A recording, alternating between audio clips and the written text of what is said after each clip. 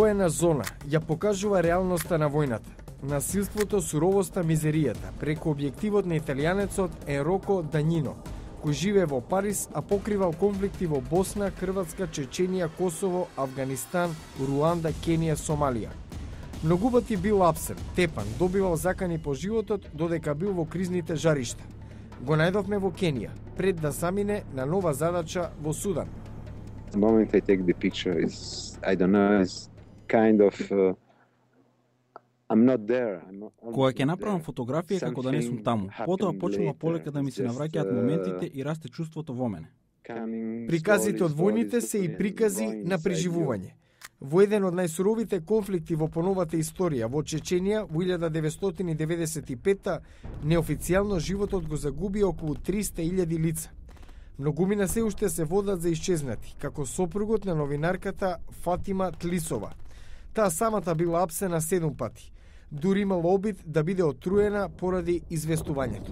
When you report from the war, you see Кога известувате од војна, гледате човечки трупови насекаде.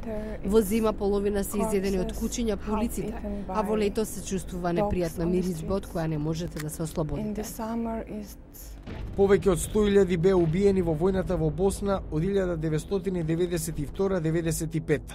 2.200.000 беа раселени, а 1 милион се водат како бегалци. 600 деца беа убиени само во опсадата на Сараево. Младен Бошњак работел како новинар за Радио Сараево. Требало е едноставно речено имати доволно снаге да Требаше голема храброст да се излезе на улица и да не се гледа наоколу, затоа што немаше ден да не видам мртво тело. Данјино вели дека неговите фотографии честопати го доведуваат во прашање однесувањето на човекот и другите новинари кои биле на терен се согласуваат. Не му верувам на човештвото како порано. Не е можно, но сепак е вистина. Се уште ги слушам тие гласови во мене. Некогаш сонувам за нив. Во мојот следен живот повторно ќе бидам фоторепортер. Дефинитивно.